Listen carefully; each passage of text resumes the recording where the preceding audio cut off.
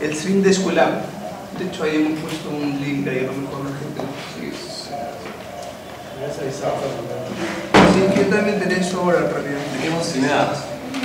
Sí, lo que pasa es que hay un proyecto de Iván Tercero que consiste en registrar todo lo que sucede y streamear. Entonces estamos...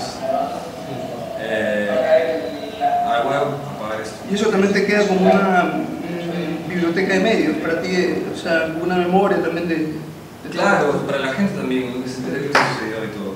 Bueno, estamos grabando ahora sí. Bienvenidos todos. Bienvenidos Martín y Willy, que van a presentarnos. Matías Vega y Willy Guevara.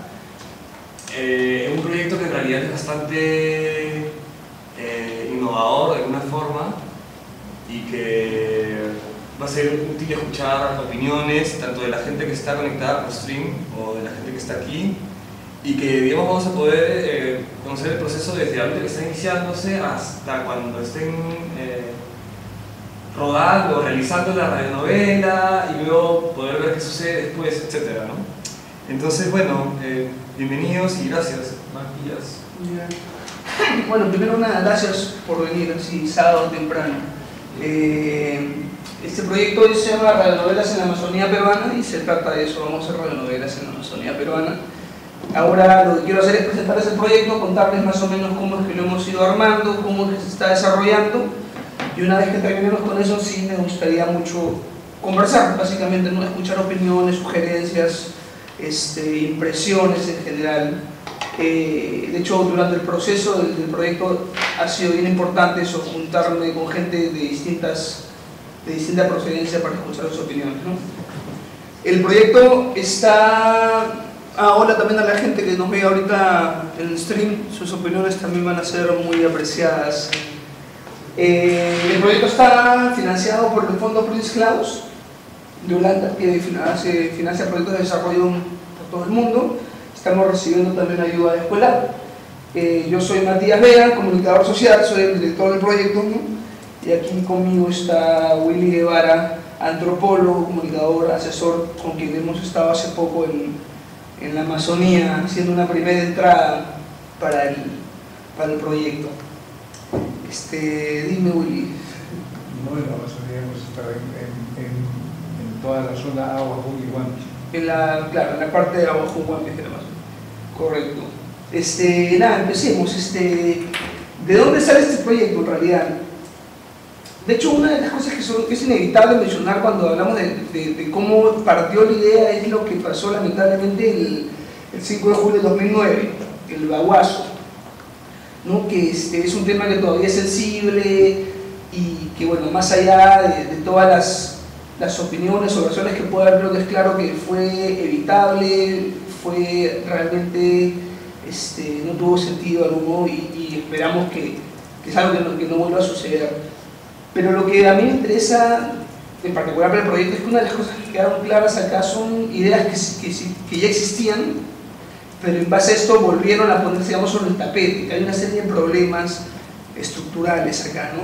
Uno de ellos es hay una desconexión muy grande entre lo que es la capital, el gobierno y las poblaciones más alejadas. Hay desconexión, creo que es la palabra que mejor lo describe, una desconexión, ignorancia mutua, hasta desprecio mutuo incluso.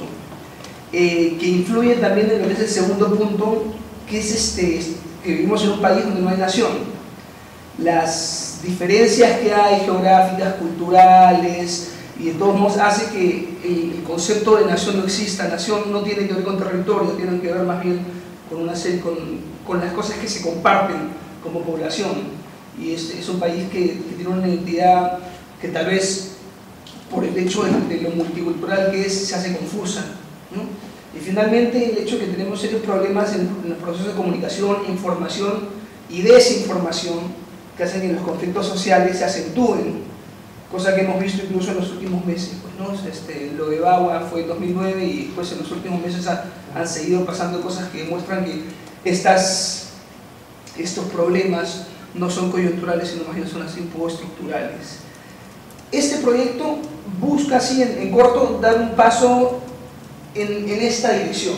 No piensa solucionar esto de ninguna manera, pero sí empujar el coche hacia un lado, hacia ese lado, ¿no? Y se trata de un proyecto que es un proyecto de educación, es de participación y de revitalización cultural. Son los tres ejes que tiene el proyecto, y esto lo realiza a través de comunicación y entretenimiento. Vamos a contar historias. A todo el mundo le gusta escuchar una historia, desde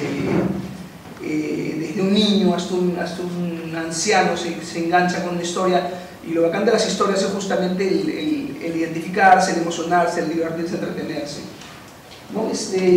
¿Qué vamos a hacer? Vamos a hacer una radionovela. La radionovela es un formato bien particular, es un relato que es auditivo, sin embargo es muy visual, porque en ese sentido tiene una cosa similar a la lectura, estimula bastante el cerebro, vamos a decirlo, porque cuando uno escucha una radionovela con toda la construcción sonora que hay, uno evoca imágenes y crea imágenes en la cabeza. Y es un formato que podemos decir que es un poco antiguo, sin embargo es bien bonito y tiene una potencia bien fuerte. Entonces, ¿qué vamos a hacer?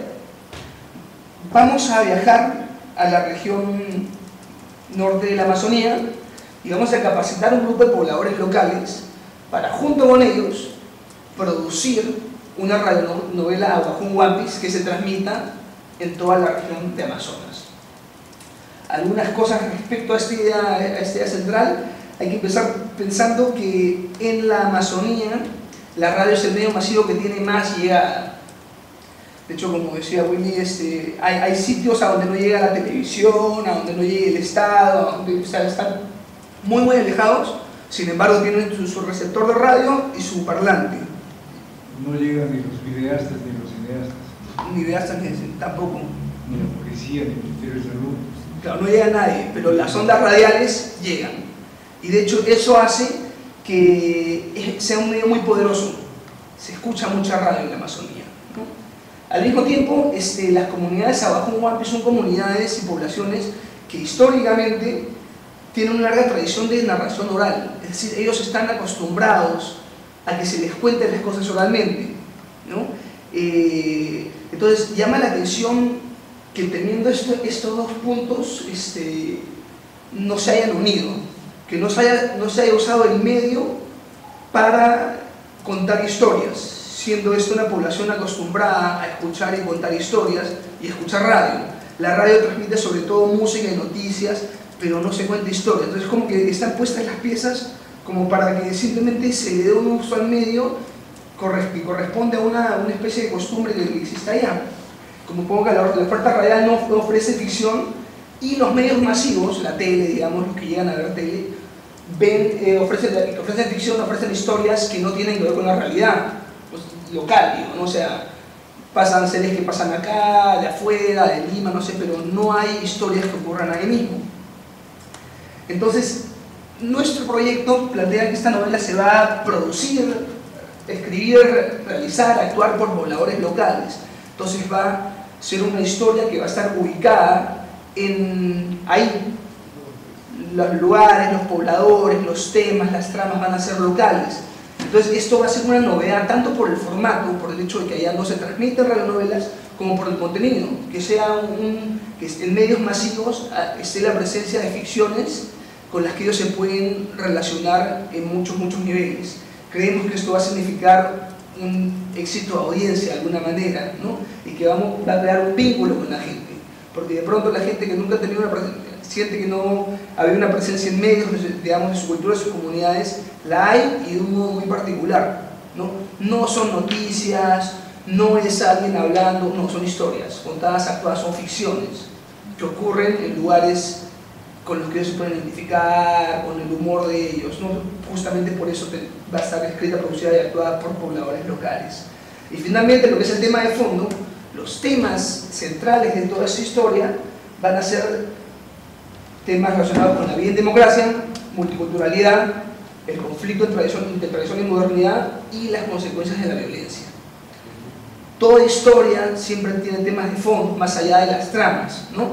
Entonces un poco queremos aprovechar toda esta conexión y esta identificación que esperamos conseguir con los oyentes para inducir estos temas que son temas importantes, pero que probablemente por su naturaleza sean temas que rara vez se discuten abiertamente, ¿no? O sea, que se ponen en conversación. Y esa es básicamente la idea de lo que vamos a hacer. Entonces, ¿cuáles son los objetivos que tenemos con esto? Son básicamente tres, ¿no? El primero es que queremos empoderar a las comunidades en lo que es el manejo de medios. Darles un acceso a todo lo que es la producción mediática, tanto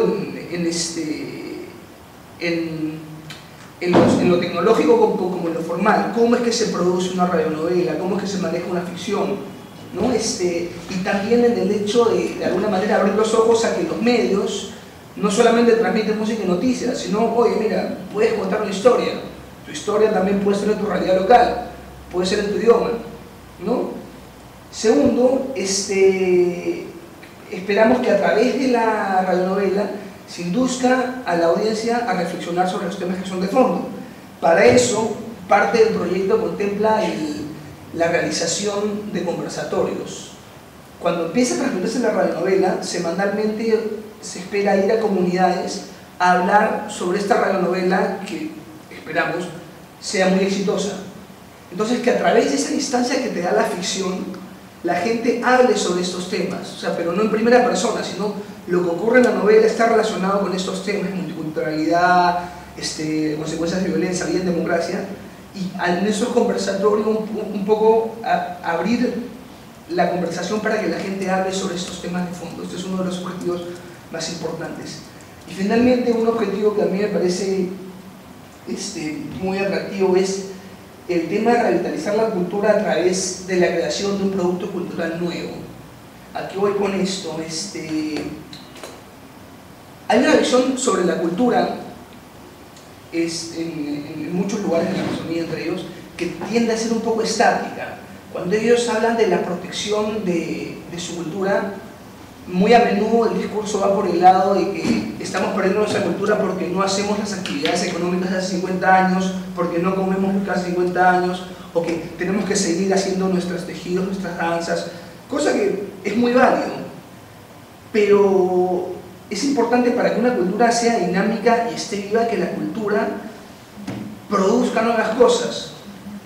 La cultura Wajún nunca produjo una radionovela, ¿no? Entonces, el hecho de que produzca una radionovela no significa que se está perdiendo su cultura, sino que la cultura está activa, está viva y está haciendo un producto cultural nuevo. Una cosa que no existía, que respeta o que se basa, evidentemente, en todo lo que es su identidad, toda la tradición, la historia, pero que era una cosa que no existía, es nuevo. Entonces, eso hace que la cultura no sea estática, sino que sea dinámica. Y esperamos que esto acá, en alguna medida, impulse eso, o sea, que la gente tome la cultura también como, se dé cuenta que la cultura es su materia prima y que puede crear cosas sobre su cultura partiendo de ella. Y eso es respecto a los objetivos, ¿no? Ahora, eso es lo que pensamos hacer, estos son los objetivos, estas son las ideas, y para eso tenemos una metodología de trabajo, que es lo que les voy a pasar a explicarles ahora. ¿Cómo es que empezamos a hacer eso? Hemos dividido el proceso en etapas, en fases. La primera fase es la fase de observación y diagnóstico, que es una etapa muy importante, y que vamos a estar aproximadamente un mes en las comunidades haciendo dos cosas: registrando lo que es la vida diaria, la cotidianidad local, y recogiendo los mitos y leyendas que existen, no solamente por lo que cuentan, sino también por el cómo lo cuentan. Es importante para nosotros registrar cómo son sus estructuras dramáticas, cómo cuentan las historias, cuáles son las valoraciones, los rollos causa y efecto, un poco para también, para que haya un proceso de aculturación mutua, ¿no? de nosotros un poquito empaparnos de sus narrativas, y en la parte que viene también viene la parte en que nosotros llegamos con nuestras maneras de contar, que es la segunda parte, la fase de escritura. ¿Qué vamos a hacer? Vamos a dictar talleres de guión y dramaturgia para los pobladores locales interesados, y en estos talleres vamos a traer todo lo que es las reglas, digamos, de lo que es cómo contar una historia, los estilos, formatos, y en base a estos talleres vamos a empezar a seleccionar gente. En un principio los talleres van a ser abiertos, después a medida que avanzan vamos acortando la selección hasta que nos quedamos con un grupo de escritores a los que hemos, digamos, capacitado, pero que también ellos vienen también con todo su bagaje, y junto con ellos que escribimos una ficción que está basada en todo lo que hemos recogido de la fase 1 y todo lo que traen ellos, realidad local, los mitos y relatos. Y escribir esta ficción y dividirla en capítulos. Una vez que esté escrito esto, pasamos a la fase 3, que es la etapa de producción de realización, en donde vamos a dictar talleres de actuación y talleres de radio, técnica, para, digamos, preparar a la gente a lo que van a ser los actores y los que van a ser los técnicos de la radio, los que van a grabar, los que van a postproducir. Entonces, finalmente, grabamos la radionovela y la postproducimos. Una vez que termine esa etapa, viene la etapa de transmisión de la radionovela, en la que vamos a emitir 30 capítulos de 15 minutos diariamente y realizar estos conversatorios de los que hablaba, en los que vamos a ir midiendo dos cosas. Uno, la aceptación que tiene cada personaje, cada trama en la gente, un poco recoger cuáles son las cosas que más les están gustando, más están pegando. Y dos, que es un objetivo más importante a través de estos conversatorios, como dije anteriormente, inducir a la gente a que converse, a que hable entre ellos sin llevar ninguna valoración, simplemente a que abrir el tema para que hablen sobre los temas base. Disculpa, dime. interrumpo. ¿Esas conversaciones sí. Se van a llevar a cabo con posterioridad, o sea, inmediatamente después de la transmisión del capítulo? ¿Se escucha ahí y luego se conversa del capítulo? Esperamos hacerlo semanalmente. De ahora, por un tema también de cercanías, si hay comunidades que son más cercanas y nos permiten ir diariamente, lo haremos diariamente, pero en principio van a ser semanales. Por un tema de costos también. Sí. No, independiente, claro, de la periodicidad con que se haga, pero van a ser, se haga la revisión del capítulo y se conversa en torno a la realización. Sí. O sea, la radionovela, una de las ideas es que la radionovela, los últimos 10 o 15 capítulos van a estar abiertos a reescritura basado en lo que recojamos en los conversatorios, por ejemplo. De los primeros capítulos. Claro, o sea de que se empieza a transmitir y vamos haciendo los conversatorios y vamos midiendo un poco la aceptación de determinadas cosas y eso va a tener cierta injerencia en los capítulos finales, digamos, ¿no? Pero si lo que preguntas es si hay un rollo de interactividad en el tiempo entre la transmisión y los conversatorios, si la respuesta sería así. Más o menos cuánto madura la gente, excepto la recepción del capítulo, para luego hablar del capítulo mismo. Ajá, ok. Claro, es lo que hacían en Brasil con sus novelas. Todas las novelas brasileñas hacían 5 capítulos y lo que seguía se hacía en base a esta retroalimentación. Ese es un sistema ya institucionalizado. ¿Sí? ¿Qué experiencia es esa? Brasileño, todas las novelas brasileñas. Ya. Las mejores telenovelas del mundo. Pero telenovelas sí, ya... No, las telenovelas que se pasan por televisión nunca se una telenovela. Claro, como Chica Silva, no me acuerdo cuando. Todas tienen el mismo sistema. Todas tienen algo así. Algo así. De hecho, nosotros, o sea, lo que sí vamos a tener ya escrita el principio de desarrollo final de la novela, y los 10-15 capítulos finales van a tener una flexibilidad respecto a los conversatorios, sin embargo ya dado escrito, o sea, tampoco eso es algo que no existe, ¿no? Van a estar. Se vas a tener un colchón de unos 10-15 capítulos ya hechos para ir organizando mientras estás haciendo la retroalimentación y luego ir... Sí, o sea, va a haber un colchón. Para ir realizándolo. Exactamente, o sea, la idea es salir al aire con los primeros 15 capítulos grabados y el resto ir trabajándolos en el camino. Exactamente, y aprovechando el rebote, claro, ¿no? claro. Que un poco apuntando al tema de la identificación, que es tan importante, o sea, está en nuestro mayor interés que la gente se enganche, se interese, se emocione, espere la radionovela, converse en los personajes. Queremos que se vuelva un poquito una cosa de la vida diaria, ¿no? Que la gente espere la hora de la radionovela para escucharla y converse. Entonces, ¿Cómo así la vida? Sí, ahí está, al fondo del sitio, una cosa así. Claro. Pero hay un punto ahí, con mayor razón, sobre todo en la cultura agua y Wampi, que son sumamente críticas y sumamente conflictivas. Se puede seguir apasionar por los personajes. No, es que puede ser que, por ejemplo, un personaje que lo vean en el primer capítulo no les guste simplemente y nos dicen y nos digan así a incluso autoritariamente, este personaje no nos gusta, cámbialo por este otro. Entonces tenemos que entrar en una fase de negociación intercultural para decir, bueno, esto lo hemos puesto por estas razones y si a ustedes no les gusta, pues podemos poner este otro personaje. Y en ese caso, Cosa que no se da con otras culturas amazónicas, porque de las 45 que están quedando, de 1200 que había cuando llegaron el primer español, la cultura Arhuacún fue la última en integrarse a la sociedad nacional.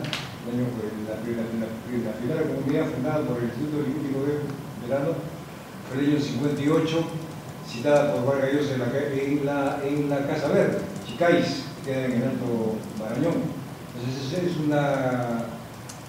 una sociedad endogámica aún, endogámica, y fue muy agredida, es la más agredida de todas las naciones de la Amazonía, porque en el año 50 empieza la última guerra a Guaruta Guambisa, que ganan por única y última vez los Guampis en San Rafael, Río Santiago. Inmediatamente viene la guerra Perú-Ecuador, luego entra por convenio con el Estado peruano y el Instituto Lingüístico de Verano y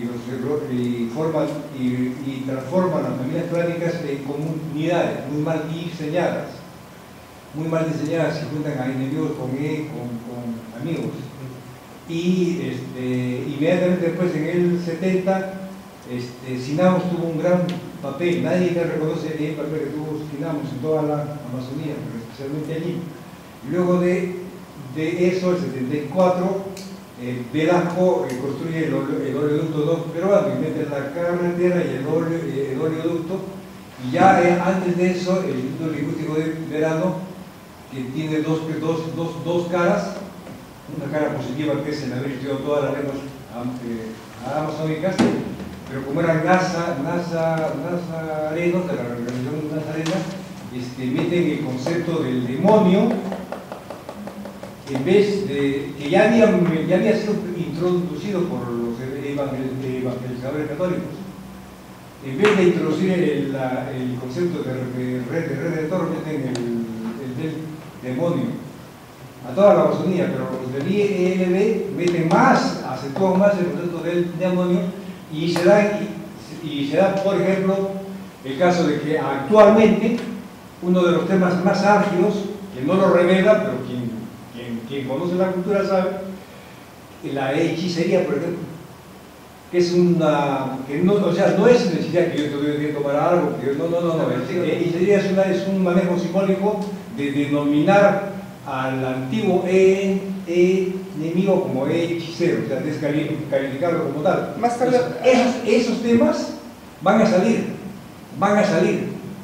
acá. Son temas delicadísimos. Pueden hacer como una novela épica, ¿no? Son temas delicadísimos. Son temas que en verdad ya van a salir. Entonces, por eso que la etapa de él ya, en el tema del diagnóstico, van a salir temas que ni nos imaginamos. El tema, por ejemplo, del suicidio de las mujeres. Más adelante tenemos una parte donde habla justamente de las posibles temáticas que hay. Sí, o sea, pero es como él dice, en realidad van a salir temas que ahorita no los imaginamos. O sea, por ejemplo, Willy ha estudiado, estaba ahí como 15 años, los conoce muy bien. Yo estaba nada más 2 semanas. Por ejemplo, una consulta, por ejemplo, estamos estudiando este tipo de proyectos, pero o sea, basándose en lo que es, como dices tú, ¿no? O sea, la temática en sí, en este caso, ¿no? De las creencias que tienen arraigadas, del imaginario actual, ¿no? Que tiene de pasado, de presente y de futuro, cómo está en este momento. Eso es lo que tenemos que medir. Y ahí van a salir un montón de cosas. Entonces, luego de la etapa del diagnóstico hay una etapa de procesamiento. Y ahí, que es bien tranca. Luego viene otra etapa tranca, que es la de la creación de una historia modélica, un modelo, y eso ya con la ayuda del pata que va a estar llamando en la dramatización, que también tienen que aprender a cómo dramatizan ellos sus historias. Porque ellos tienen una mentalidad mágica. Bien imaginaria. Eso tiene una mentalidad mágica. O sea, no aristotélica. Nosotros narramos aristotélicamente, Sí. ellos narran mágicamente.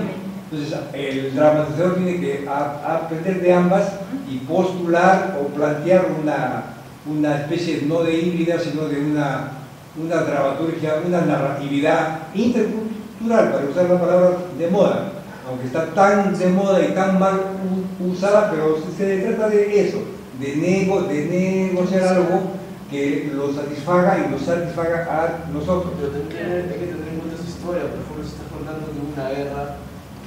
A eso. Claro, Pues, ahora ellos no van a decir, eso me mira, parece un elemento ellos importante como- en el momento del diagnóstico, ellos van a poner los temas que quieren que nosotros que trabajemos. ellos son los héroes, no solamente Habrá temas, claro, habrá temas que no nos van a tocar. es un tabú. Por ejemplo, la poligamia, que existe aún, no lo van a tocar, pero nosotros sí sabemos que existe.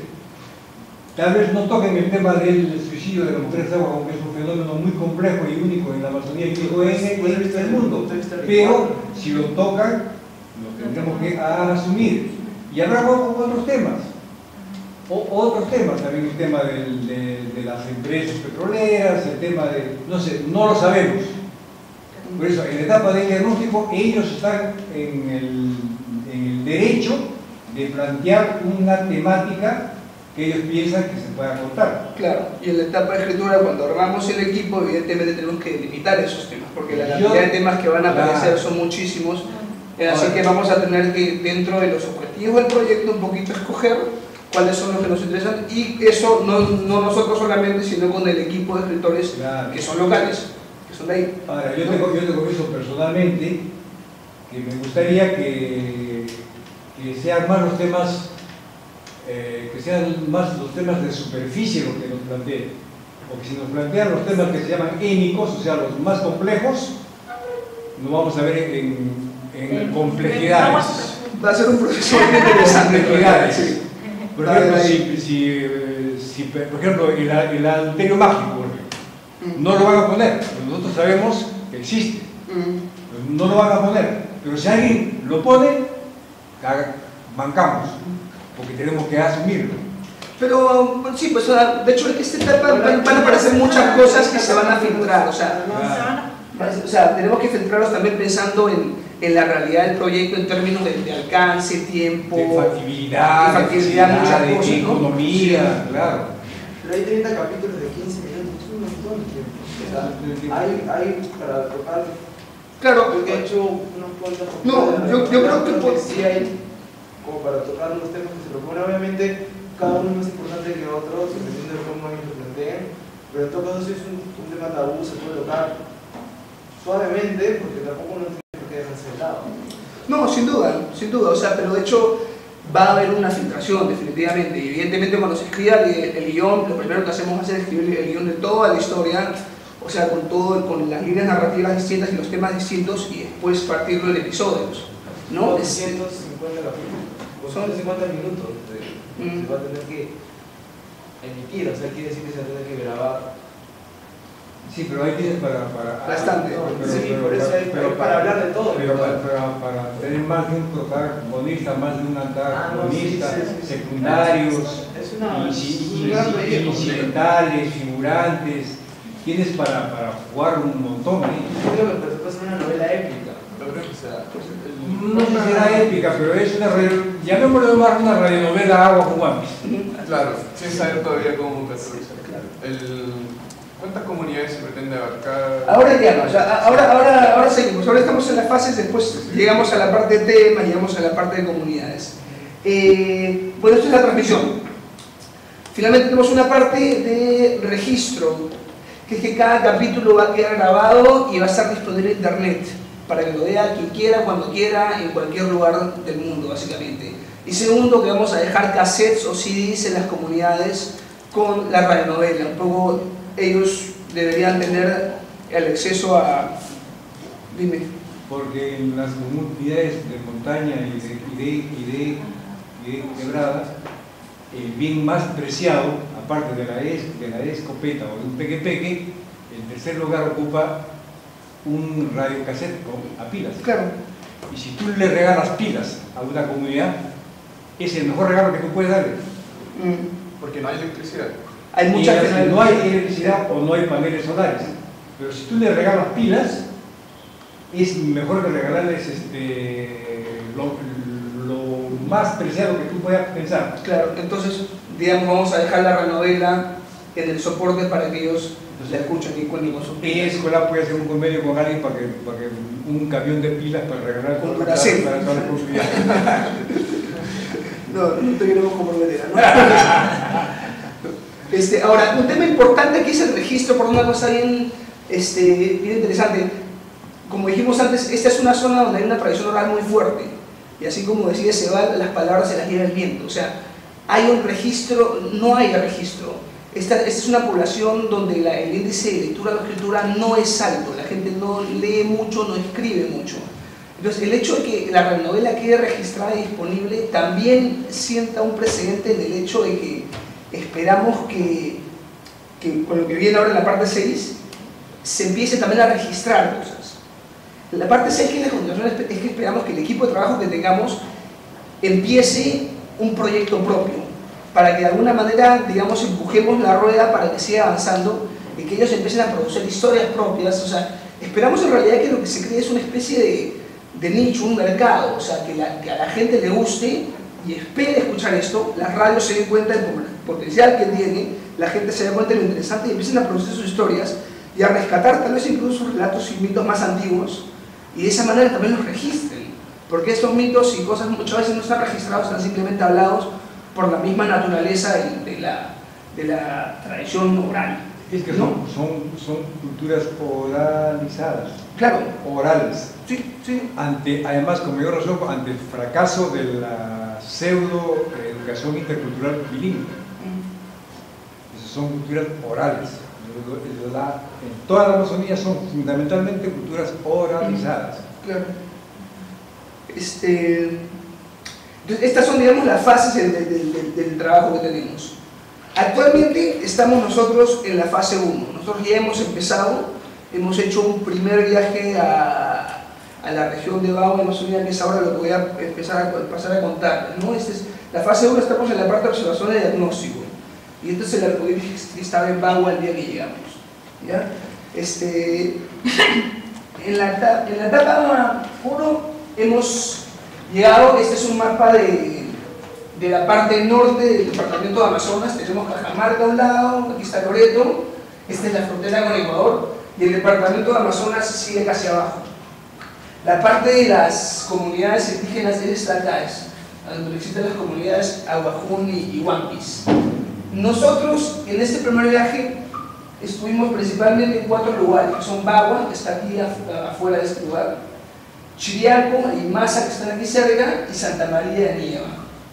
Estuvimos ahí para hacer más que nada cosas logísticas. Hemos tomado contacto con las dirigencias, con las organizaciones de las comunidades, hemos recogido muestras de personas interesadas en el proyecto.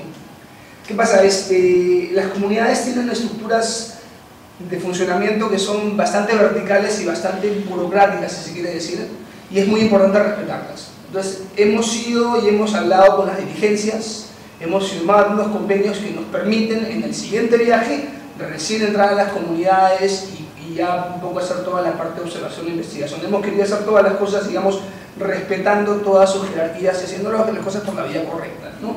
Entonces, hemos estado, como les dije, Bagua, Chiriaco, Masa y Santa María de Nieva. ¿Qué otra cosa hemos hecho allá que ha sido interesante?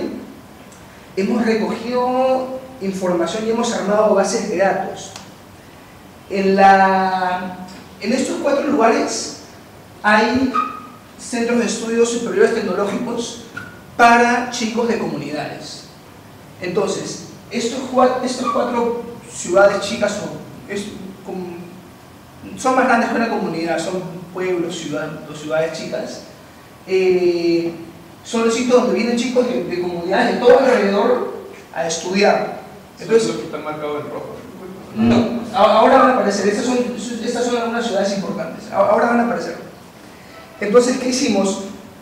Tomando en cuenta eso, nos hemos dado cuenta, en realidad por sugerencia e idea de Willy, que ahí había una muestra hecha, ¿no? Porque si nosotros no teníamos que ir a cada comunidad, lo que representaría un montón de dinero y tiempo, sino que estos chicos ya vienen todos a esos puntos donde íbamos, presentamos el proyecto y creamos una base de datos donde tenemos los nombres de estas personas, de qué comunidad vienen, si es Aguajuno One Piece, cuánto tiempo toma llegar a la comunidad, cuánto dinero se necesita para llegar a la comunidad, si están interesados en participar en el proyecto, en qué fase, si hay contadores de historias, una serie de cosas que nos van a ser útiles.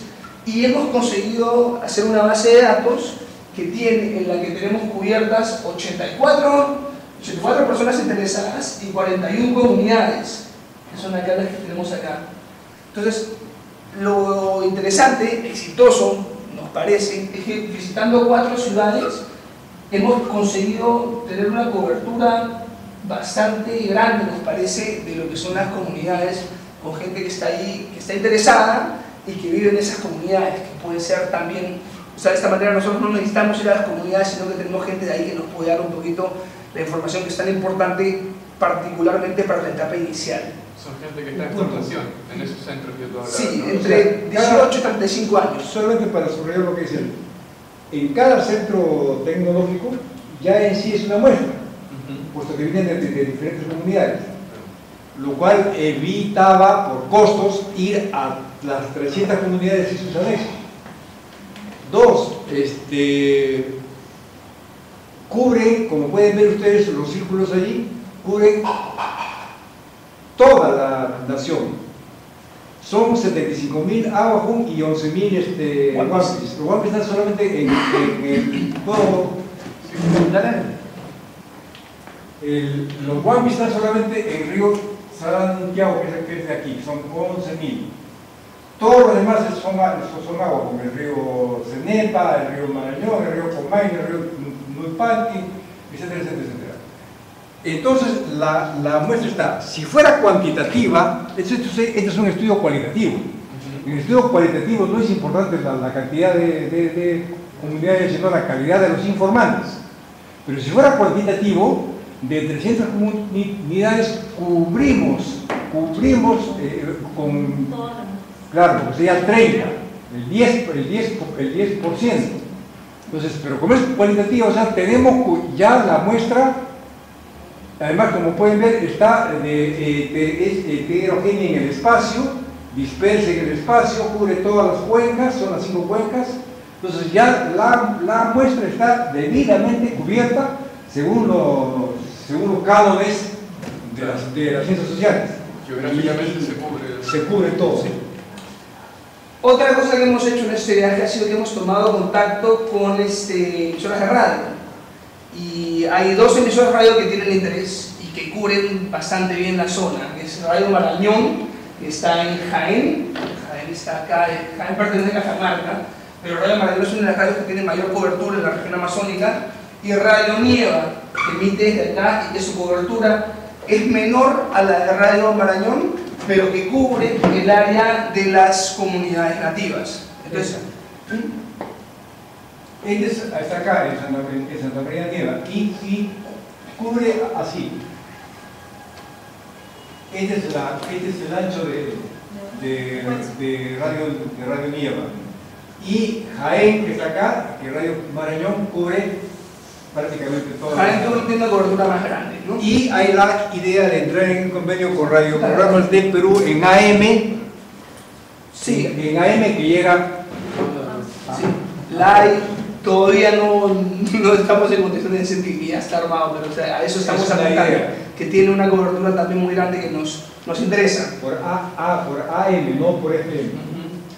Y otra cosa que hemos conseguido, que ha sido muy importante, justamente la autorización y el apoyo de las organizaciones para ingresar a las comunidades, ¿no? Que es fundamental, sí, es fundamental para poder, ¿no? Con mayor razón de post-Baguas. Con razón, sí, con razón. De Baguas no dejan entrar a nadie. Es gente, hay bastante desconfianza, cosa que es comprensible, ¿no? Y no hacen ningún esfuerzo por ocultar la desconfianza. Más bien creo que les interesa hacer sentir que no saben quién eres y que primero quieren saberlo, ¿no? Y sobre eso quería hacer un detalle. Por ejemplo, ellos están muy enojados con lo que algunas ONGs internacionales indigenistas como IBB dijeron que había habido de 200 muertos indígenas. Eso es mentira. No hubo. Eso hubiera sido un deshonor para los trabajos. Por la cantidad. No, es por la mentalidad. Siendo los trabajos actuales, descendientes de una cultura guerrera, muy sofisticada y muy singular, donde el honor y el prestigio era importante, el haber respondido como tal. Ellos son doblemente guerreros, por ser de ancestro guerrero y por haber sido los únicos en la Amazonía que han hecho servicio militar obligatorio, porque lo llenaron de cuarteles, así como la carretera llegó lo llenaron de cuarteles por la guerra de Perú y Ecuador. O sea, son doblemente guerreros. Y cuando le presentaron estúpidamente un escenario de guerra, ellos respondieron en consecuencia. Y en esa situación se corrió la voz de que habían como 200 árabes muertos. En realidad solamente 10. Nada más. Y si hubiera habido 200 muertos, el EBC, que es un síndrome cultural de venganza, hubiera sido peor. O sea, ellos hubieran vuelto a Baba y hubiera habido una matanza terrible. Sí, pero ese primer dato lo tuvieron en una ONG y de ahí lo pasaron a los medios. ¿O? Sí, hubo hubo bastantes cosas. Una de las cosas fue también que se contaba el número de desaparecidos como muertos y era gente que aparecía 2 meses después porque se había ido al monte. Estaban todos en el monte y los mismos dirigentes, por ejemplo, don Santiago Manduña, que recibió los 8 balazos, habiendo firmado el acta que se retiraban a las 10 de la mañana y sin embargo Murugusa y Uribe dan la orden de que los ataquen a las 5 de la mañana, habiendo habido un acta, y cuando don Santiago Manduña recibe los 8 balazos, se arma la pampa, y luego de que ya se retiran, se van al monte. Y los mismos dirigentes y el mismo Santiago dijo: no vamos a saber la verdad de cuántos muertos hay hasta que pasen 4 o 5 meses y hagamos en cada comunidad un censo. Pasaron 5, 6, 7 meses, hasta un año y han hecho un censo y los muertos no son más de 10. Y de ellos están con juicio 5. Están con juicio 5. Pero ahí entra a tallar otra cosa que es de antropología jurídica, que no sé si eso está manejando el IRD y APRODE, de lo que yo llamo las atenuantes y las agravantes culturales. Las atenuantes culturales es de que es una nación que fue agredida, que fue marginada, y las agravantes son de parte del Estado, que nunca se prestó atención, etcétera. Es un tema jurídico que de repente puede salir.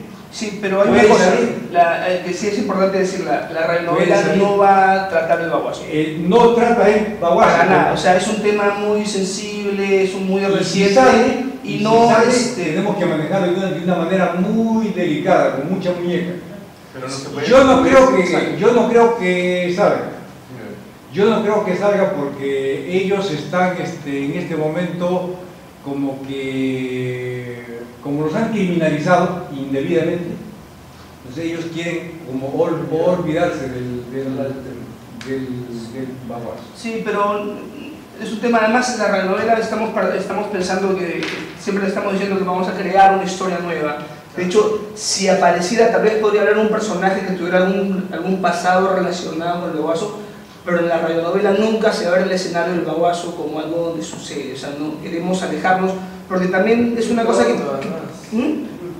es muy pronto, es muy politizado, es muy sensible. Estamos ahorita en una etapa de cambio. Debería conciliar, ¿no? Sí. Debería conciliar y no se puede conciliar partiendo de... Eso por un lado, y por el otro hay que entender que el baguazo no es un problema.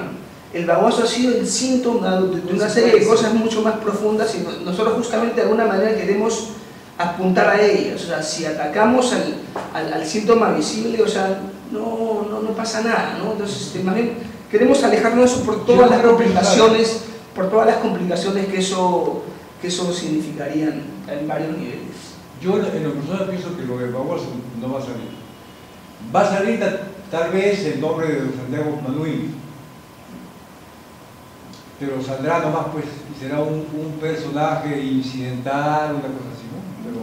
no es el tema de la radionovela no es el Baguazos. Para nada. De hecho, empezó esto acá porque, digamos, fue una de las cosas que, cuando hablamos de antecedentes, que llamó la atención, pero no trata eso, ¿no? Tal vez a tu fundación le haya interesado financiar tu proyecto por el Baguazo, eso es otra cosa. En el proyecto está muy claro, en el proyecto no alusiones a, o sea, pero empiezo todo el mundo, ¿no? No, pero como empiezo hablando de él como antecedente, claro. Pero no, el proyecto se aleja del Baguazo definitivamente, ¿no? Finalmente, lo que hablábamos antes, el tema de los posibles temas, ¿no? En este viaje, digamos, han sido un viaje solamente de 2 semanas donde no hemos entrado a las comunidades aún. Sin embargo, en estas 2 semanas ya han saltado temas que, digamos, Willy conoce muy bien porque ha trabajado con ellos por muchísimos años, pero también para mí ha sido muy interesante ver cómo, solamente hablando con las dirigencias, hay cosas que salen. Entonces, por ejemplo, ¿qué cosa es lo que estamos pensando? Que la radionovela se va a basar en 2 comunidades que vamos a inventar. Comunidades que no existen, pero que podrían existir, con un nombre que podría ser real y con una ubicación imaginaria. Sin embargo, los personajes sí a veces viajan a sitios que sí existen. Entonces, un poco que la gente que escuche la radionovela se pregunte si esta comunidad existe o no. Y en estas comunidades son donde ocurren las historias. Tener 2 comunidades, por otro lado, también nos permite hacer una cosa comparativa de qué se hace en una comunidad, qué se hace en otra, ¿no? Dime. ¿Las comunidades tienen que ser representativas de los Aguajún y los Huarpis? Eso no lo pondría así a estas alturas. A estas alturas es muy prematuro, sí. Y los temas que estamos pensando son los conflictos generacionales, que tienen que ver un poco con el rollo de tradición y modernidad, ¿no? Las generaciones más antiguas. Claro, pero además, perdón, en toda la Amazonía, la pirámide poblacional es que el 60% de la población amazónica está entre el 0 y los 35 años. O sea, es una población joven, absolutamente joven. Y, digamos, ancianos de más allá de 80 años, pues será 0.1. La Amazonía tiene una población absolutamente joven. Y eso vale también para los aguas. Sí, o sea, de hecho, son temas que están ahí y que más o menos nos imaginamos que van a ser los temas a tratar. Hay todo un tema con los conflictos también de género, ¿no? Como hablaba hace un rato Willy, hay todo un rollo con la poligamia, el suicidio femenino, que son fenómenos complicados, interesantes, que también pensamos que deberían estar reflejados, ¿no? Pueden salir. Claro. Como tampoco no. Sí, que pensamos deberían estar reflejados. La hechicería, que también contaba él, o sea, que también es una cosa muy interesante. Por ejemplo, una cosa que me llamó la atención, ¿no? Imagínate que yo estoy enfermo, yo soy un aguajún y hago una sesión para tomar toé. El toé es como la ayahuasca, no es lo mismo, pero más o menos cumple una función similar, ¿no? Y es para lo que ellos llaman visiones de futuro y poder. Entonces yo en mi vuelo de toé, digamos, de pronto veo que te veo a ti y me doy cuenta que tú me estás provocando una enfermedad. Eso me da a mí suficiente base para acusarte de hechicería. Y eso puede tener consecuencias, o sea, podría ser expulsado o podría ser incluso... No, pido una asamblea general, y lo acusas. Y me acuso de hechicería. Claro. Y lo expulso a las montañas, a que viva exiliado en las montañas por vida, o lo mato. No, o sea, que evidentemente, o sea... Dos juicios. Claro, o sea, entonces, por ejemplo, o sea, apenas me contaron esto yo pensé, y ya, o sea, idea mía, ¿no? Pero que, de hecho, debería haber un personaje que es un expulsado, que al final resulta que el tipo era un excelente tipo, ¿no? O sea, un tipo... Era inocente, o sea, porque piensa que si la prueba que necesitan es haber tomado una sustancia psicotrópica, o sea, la capacidad de error es grande, y segundo, la capacidad de que se use eso para un fin, alguna ansia de poder, alguna antipatía propia, o sea, es una cacería de brujas. Esa es una. Dos, es de que, por ejemplo, ya están entrando curanderos mestizos de Chiclayo, sobre todo a Belén, Río Santiago, a enseñarles ya cojudeces de pócimas, que no es el sentido que tiene la hechicería como institución subjetiva simbólica. Y tres, es que te acusan de hechicería generalmente a los más de mayor edad que disienten con las opiniones generalizadas en una asamblea general. Ah, sí, pues tienen ahí En una asamblea general dice, vamos a hacer tal cosa, entonces él dice, no, yo soy, esto no, yo tengo visiones de poder y de futuro, soy Guaymaco, entonces por lo tanto yo pienso que mi opinión es, la mayoría está en desacuerdo con él y lo acusa también de este grupo. Entonces hay hasta tres posibilidades. Es un fenómeno bien complejo, pero que puede salir. Y de hecho... Y que es un tema bien interesante, o sea, de hecho da pie a bastantes posibles líneas narrativas, ¿no? O sea, el tema de hechicería. Otra cosa muy interesante es el tema de la carretera. Tienen una carretera que estaba financiada y presupuestada para hacer en un inicio una carretera transoceánica. Digamos, le bajaron el grado y sin embargo la carretera, por más de que hubiera estado ya todo listo para hacerse había dinero, la carretera es una trocha terrible que tiene consecuencias en muchos niveles. O sea, los precios de Santa María de Nieva son altísimos porque evidentemente para que alguien se lleve todas las cosas hasta allá durante 10 horas en un camino como ese es tiempo, es mantener el carro, se destruye, después la gente de allá tiene problemas para sacar sus productos, hay accidentes. En las 2 semanas que estuvimos hubo un accidente mortal. O sea, es fuerte lo de carretera, pero la impresión que tengo yo, no sé si la compartas, es que como la carretera siempre ha estado ahí, ellos no se dan cuenta del daño que les hacen. Es como que así es la carretera y siempre ha habido. Entonces, por ejemplo, el tema de la carretera a mí me parece interesante porque se puede usar la radionovela de una manera bien útil, me parece. Que hay un personaje que a lo largo de la radionovela sigue todos los pasos correctos, legales, digamos, y hace los puntos de presión hasta que consigue que en la radionovela se construye la carretera. Y evidentemente la carretera también te da lugar a que alguna otra trama se cruce por ahí, hay un accidente donde un personaje muera, no sé, o sea, da lugar a varias cosas, y es un plot bien interesante. Un camino. La carretera es simbólica. Simbólica también. Sí, claro, la carretera es simbólica. Pero resulta que cuando yo chambié, cuando hice el estudio de impacto sociocultural para la carretera, cuando iba a ser transoceánica, desde el Reposo hasta Saramiri, se han bajado a nivel 2. Pero los putas, teniendo la plata, han llegado solamente hasta Puente Durán, que es zona mestiza. O sea que la zona indígena la han dejado tal cual. Y es una carretera impune, infame, no rompe muelles, rompe columnas. O sea, ahora, la idea de las dos comunidades es una hipótesis y de trabajo inicial. Puede ser, por ejemplo, la comunidad Exa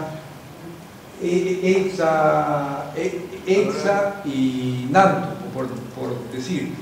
Y de ahí bajan personajes que tienen que resolver problemas a través de la carretera. Entonces es una especie de un error muy también, porque hay varias posibilidades, ¿no? Pero la carretera, en este momento, en términos de desarrollo, por ejemplo, de desarrollo así real, concreto, el que esté hecha hasta Santa María de Nieva, incluso hasta Saramiriza, los beneficiaría enormemente. ¿Por qué lo han parado? ¿Por lo del Barroso? No han parado porque se han tirado la plata. O sea, entonces, de alguna manera esperamos que la radionovela pueda servir para que una denuncia y un poquito más, no solamente denunciar, sino que la novela marque los pasos para que alguien diga, oye, voy a hacerlo, o sea realmente marcar paso a paso para que alguien de ahí pueda seguir y eventualmente consiga hacer la carretera. O sea, es una vergüenza que solamente ha llegado hasta Puente Durán, de donde acaba la zona mestiza. O sea, ¿puede ver el mapa? ¿El mapa? Hasta acá. Pues, corrupto. Mira, la carretera llega hasta acá, zona mestiza. Y acá, esta parte de acá, que no se nota claramente, que debería llegar hasta Saramiriza arriba, nada. Es una trocha como lo era antes la carretera o intertransoceánica del Iñambari a Puerto Maldonado. que ahora llegas en 2 horas, y antes llegabas en 12, 15 horas. Pero los temas, o sea, mira, o sea, todos estos temas han aparecido en 2 semanas. En 2 semanas sin entrar a una sola comunidad. O sea, realmente la materia prima que hay es enorme. Es Las enorme. opiniones que surgen respecto a estos temas que salieron no dentro de las comunidades puede ser diversa. Yo pensaba, por ejemplo, que tú decías que la carretera siempre ha estado ahí. Y yo leía un trabajo de un antropólogo hace poco tiempo que decía que de hecho se marcaba una diferencia. Es decir, no ha estado siempre ahí la carretera ni los caminos creados por los... Que ha habido a Michael Brown. no me acuerdo del apellido. ¿No? Michael Brown. Pero hablaba de, claro, que nombraban los caminos mestizos y los caminos Aguacún o Aguaruna, y que los nombraban diferentes. Es decir, ellos nombraban a los caminos mestizos como tal y que hacían notar la diferencia en el fondo entre lo que era ese tipo de camino ancho, ¿cierto? Me parece súper interesante. No, eso sí está presente, sino que él se refiere a que no lo manifiesta. Claro. Por eso, no, sí, claro. Las lecturas de la carretera en el fondo van a ser diversas o del camino mestizo. Claro, eso o sea, que, sí, me parecía interesante. No, porque ellos, por ejemplo, cuando yo hice el estudio, decían, pero Willy, la carretera va a llegar hasta San Luis, pero tienen que haber trochas para que unan Huampani, para que unan, por ejemplo, Tácito, ramales. Entonces, eran conscientes de que necesitaban de la carretera de todas maneras, sino que no lo han dicho. Ahora no lo han dicho, pero es evidente que en la fase del diagnóstico lo van a decir. Y simplemente si él o yo en algún momento le pregunta ¿y qué piensan de la carretera? Va a salir un montón de cosas. Sí, claro. Y bueno, entonces, a ver, resumiendo esta parte, esto es lo que ha salido en 2 semanas sin tocar una sola comunidad, o sea, controlar solamente con dirigencias. Sí, es Brown. Es Michael Brown, tiene un libro que sí es. Pero se refiere pues a la carretera de porque Velasco tuvo una posición contradictoria respecto de las comunidades indígenas. El Sinamos fue muy importante porque empezó a articular comunidades, a organizar comunidades en toda la Amazonía. Ya hay históricos desde Estefano Varese, Alberto Chilir, Carlos Mora, el Sapo Camino, etc. Lupe Camino, etc. Pero, por ejemplo, también él mismo fue el único en el mundo que bombardeó con esto a los Mansés. A los Mansés los bombardeó con aviones. Les tiró bombas a los Mansés, que es una cultura que está en la frontera con el Brasil, donde hay así, el Perú no es así, no hay una curva ahí. Sí. La curva acá es el río Purús que va hasta Manaus, pero en esa sí, los Mansés están ahí. Los Mansés protestaron ante el gobierno de Velasco porque la Che que entró, porque la Che desde el año 2000 a la fecha, ya Pluspetrol y el proyecto Camisea se rige por los mandatos del convenio 169. Y aunque aún hay legislación insuficiente, falta la ley de consulta previa, por ejemplo, y falta que un previo, que es la comunicación para el desarrollo, que debe ser previo a toda consulta previa. Ellos, la Chile entró aquí al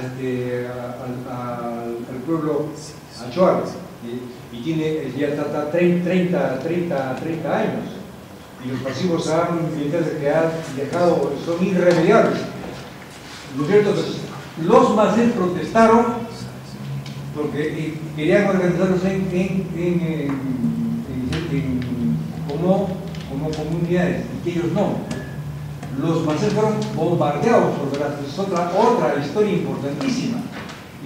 Y los Mansés tienen la costumbre, creo que te conté, de que tienen un control ecológico chamánico de este bosque, que tienen unos sapitos rojos que botan un alucinógeno. Entonces ellos se cortan en el brazo, se echan el alucinógeno en la vena y tienen una visión y controlan quién está entrando al bosque, quién no está entrando, cómo está el bosque, todo eso.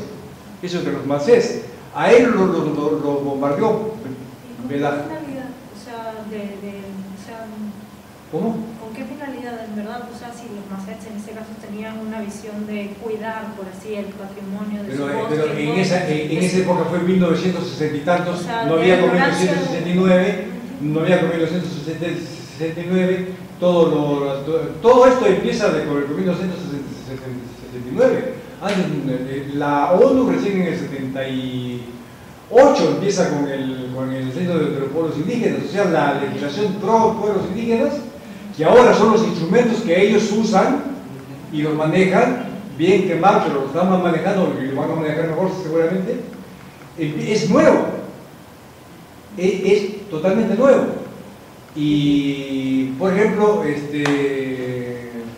los Aguajún, para ponerse en Huampami, donde tú vas a ir, porque yo voy a Santiago, en Huampami tú te vas a encontrar con un mito defensivo inventado profesamente últimamente para defenderse de la Afrodita, usando una historia andina, diciendo que en esa montaña no puede entrar nadie porque esa montaña vive en apus.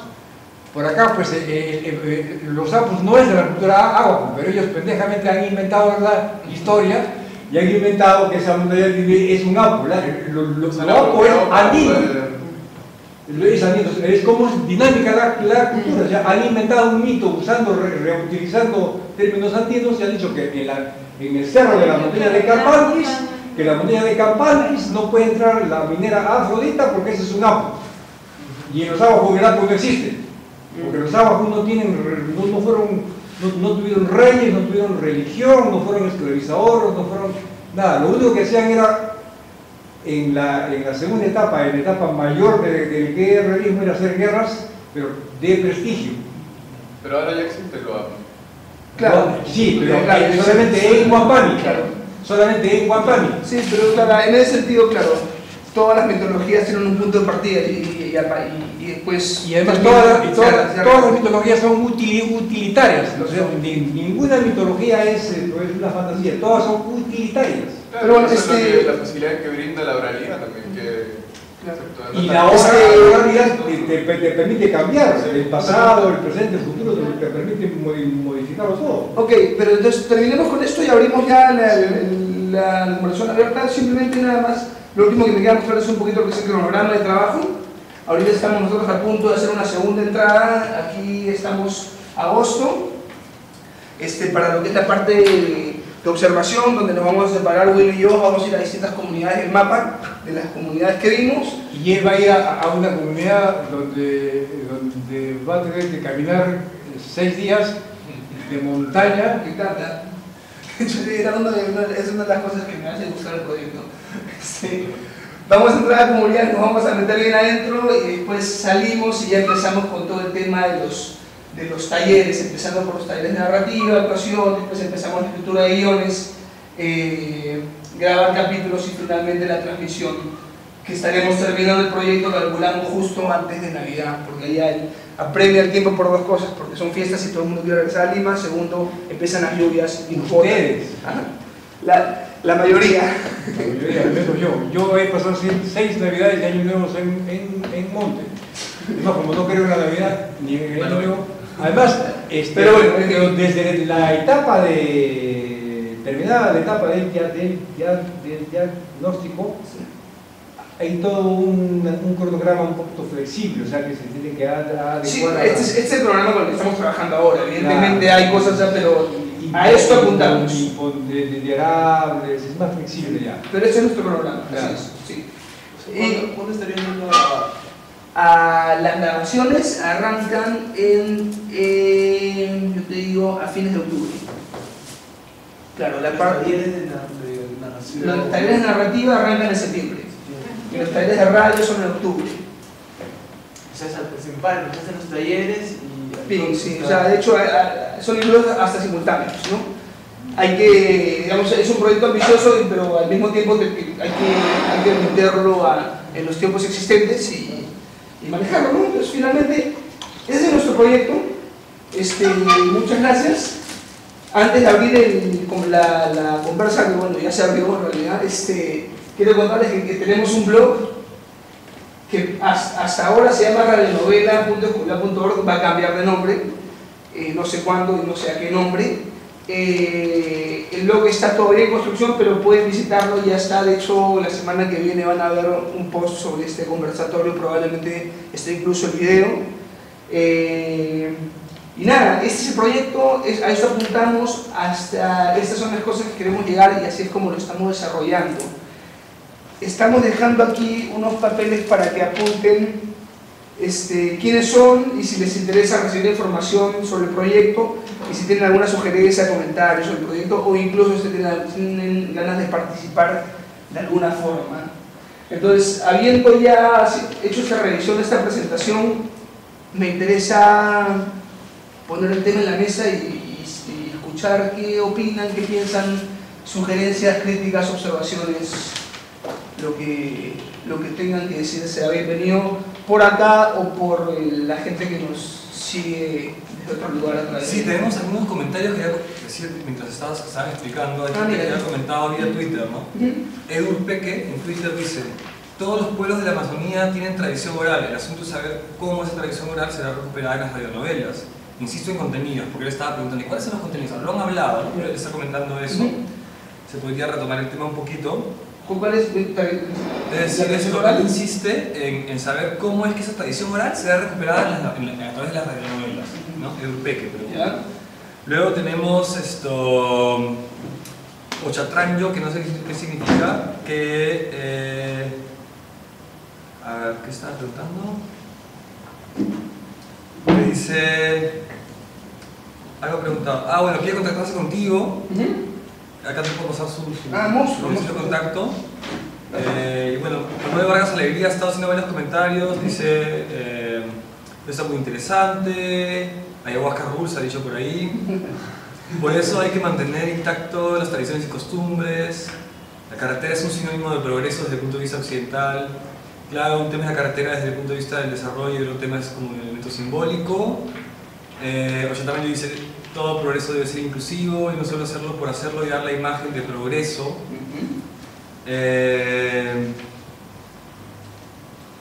Hay una cosa que...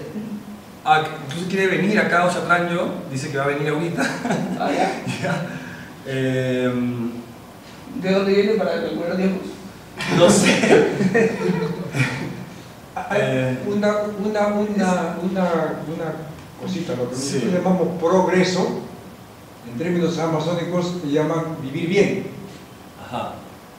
O sea, vivir bien es en esos términos. O sea, el concepto émico, o sea, interno, de las culturas amazónicas es vivir bien. ¿Y qué cosa es vivir bien? Ellos te pueden hacer una relación de todo lo que es vivir bien. Y eso seguramente también va a salir. Hay muchos grupos indígenas que han como apropiado eso en el lineamiento de buen vivir. En el fondo, cada grupo representa o tiene su propia escala de valores de cómo vivir bien. Y empieza por tener buena salud. Con mayor razón los Awajún, que organizaron en su época más cumbre una sociedad sanitaria, porque no se concebía ningún guerrero enfermo ni enamorado, porque el amor era debilitante.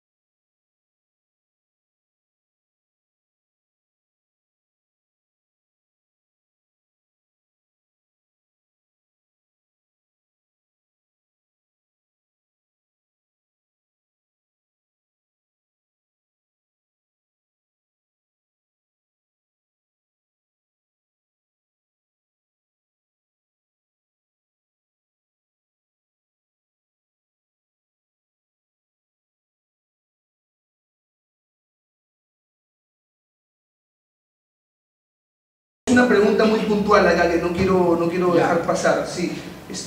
Primero, gracias por los comentarios a las personas que nos están siguiendo. Qué bonita sorpresa saber que nos seguían así sin estar presentes físicamente. Edupeque preguntaba cómo es que esperamos recuperar la tradición oral. En realidad, más que recuperarla, lo que queremos hacer es un poquito valernos de ella y a través de ella coger elementos de ella, ¿no? Un poquito rescatar cuáles son sus estructuras, como por ejemplo él hablaba, ¿no? Will hablaba, nuestra manera occidental de contar las historias es aristotélica, causa-efecto, allá las formas de narrar son más